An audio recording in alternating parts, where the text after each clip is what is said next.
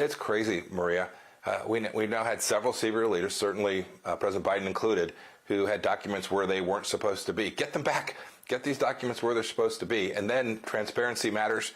I heard Senator Cruz say this. We need to know what's in those documents, what the seriousness of them is, what potential breaches there are.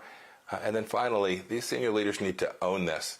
We need to find out if the Chinese Communist Party actually may have had access at the University of Pennsylvania, where President Biden clearly had documents. It would have been a pretty open space. And Maria, you and I have talked about this for years.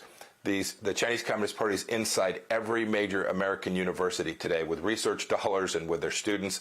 They're at the University of Pennsylvania, too. And we now know that this Chinese money, these Chinese officials met classified documents in that space. They were in the same place. We need to know if there's any risk they might have gotten a hold of them.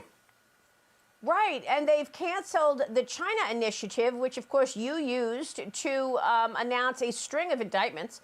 People from the head of the chemistry department at Harvard to others. You closed down the Houston embassy because of the surveillance and the spying going on and the theft of intellectual property. How is it possible that Penn, the University of Pennsylvania, was actually able to lobby this president to shut down the China initiative?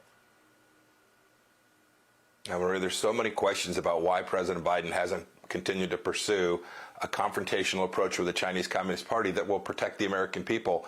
You mentioned, and in Never Give an Inch I write about, they were running an espionage operation, the Chinese Communist Party, from inside the consulate in Houston, Texas, the Chinese diplomatic facility in Texas. The largest spy operation in the history of the United States, I think. We closed it down, and it was part of a broader program that was being worked at the Justice Department, at the State Department, all of which was aimed at protecting Americans from them stealing billions of dollars of intellectual property and destroying millions and millions of American jobs and then dumping this product back in our country. It was indecent. We allowed it to go on for 40 years, and sadly the Biden administration's back to where we were before the Trump administration was in office. And it's not about people. This isn't about being punitive. This is about doing the fundamental things that protect the American people.